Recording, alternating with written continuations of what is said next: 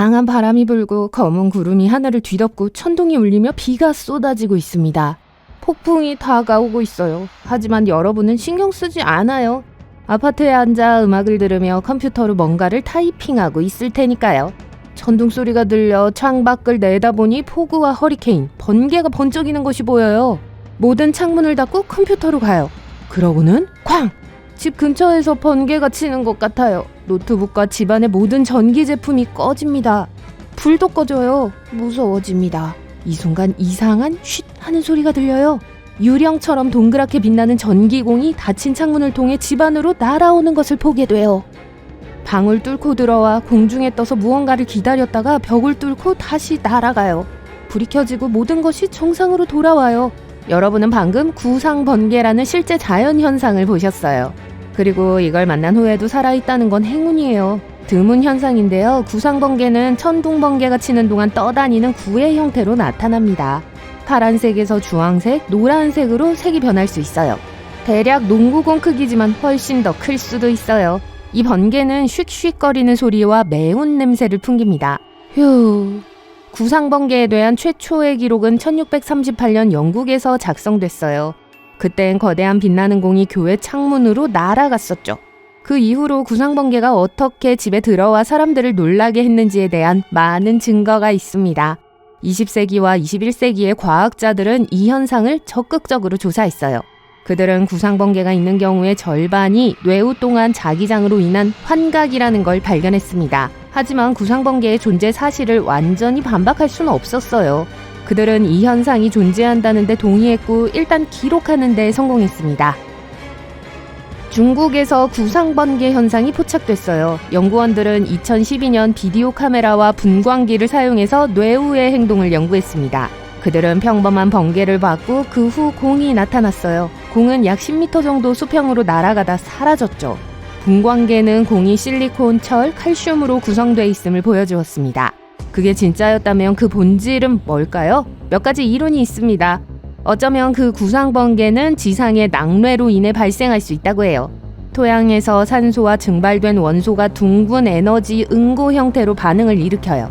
이건 2012년 분광계가 땅에서와 동일한 칼슘을 구상번개에 기록한 이유를 설명합니다. 또 다른 이론은 유리가 이러한 공을 생성할 수 있다고 말해요. 대기 이온이 유리 표면에 축적돼서 전기장을 생성하죠. 번개와 함께 이 전기가 구상번개로 변해요. 이것이 바로 이 구가 창문을 통해 건물 안으로 날아간다는 증거가 많은 이유예요.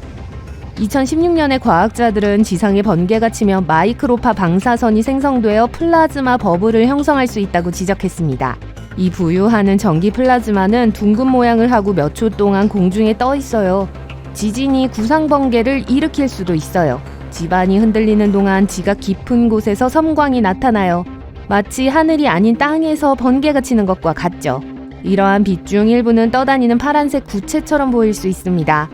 2014년에 과학자들이 지진광을 연구한 결과 일부 암석에서 지진파의 충격으로 방전을 내뿜는다는 사실을 발견했습니다.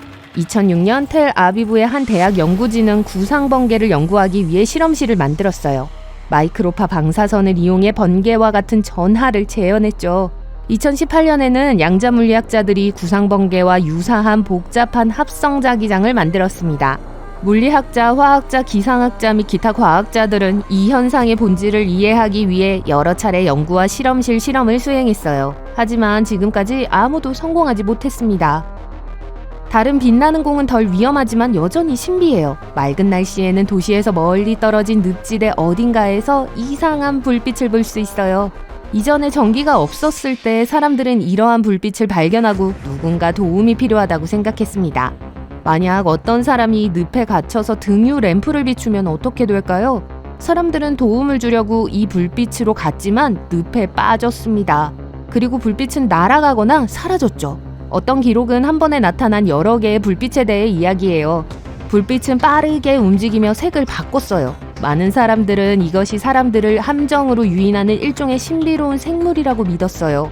하지만 시간이 지남에 따라 과학자들은 이 현상의 신비를 밝혀냈어요.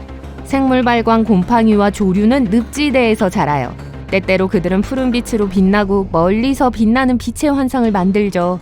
또한 늪에는 나뭇잎, 풀, 진흙, 점토, 나뭇가지 등 많은 식물 재료가 있습니다. 이러한 물질은 습한 환경에서 빠르게 분해돼서 메탄을 방출하죠. 메탄은 공기와 접촉하자마자 발화해요. 불꽃은 불타는 공의 형태로 늪 위로 날아갑니다. 신비한 빛은 늪에만 나타나는 것이 아니에요. 사람들은 사막이나 산악 지역에서도 볼 수 있어요.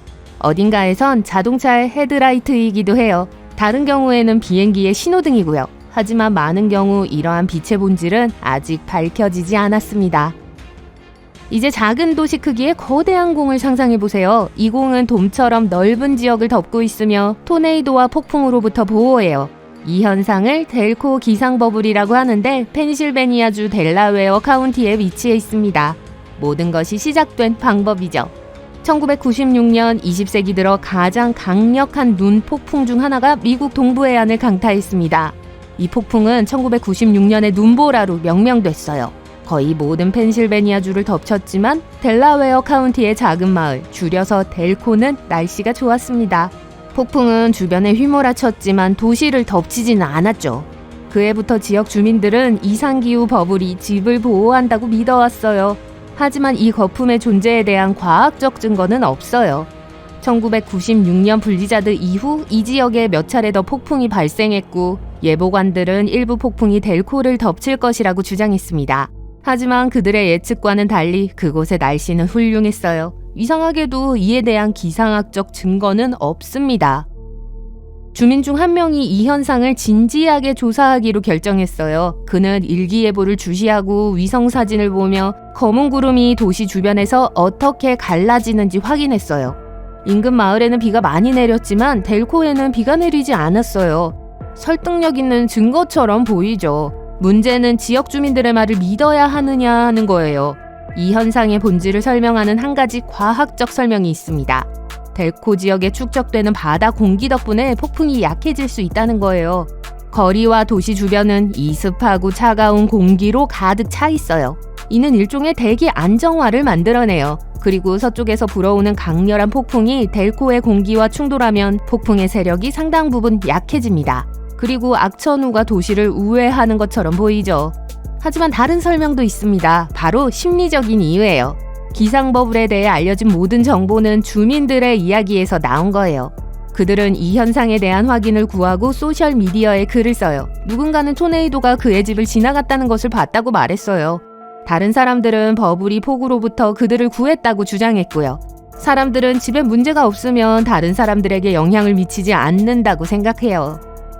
TV 프로그램에서 도시에 폭풍이 시작됐다고 말한다고 상상해보세요.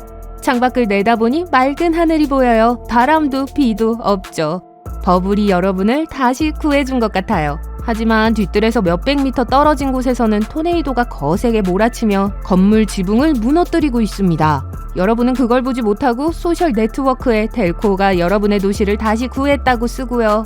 이런 의미에서 날씨 버블은 글을 쓰는 사람들 덕분에 가상의 거품처럼 느껴져요.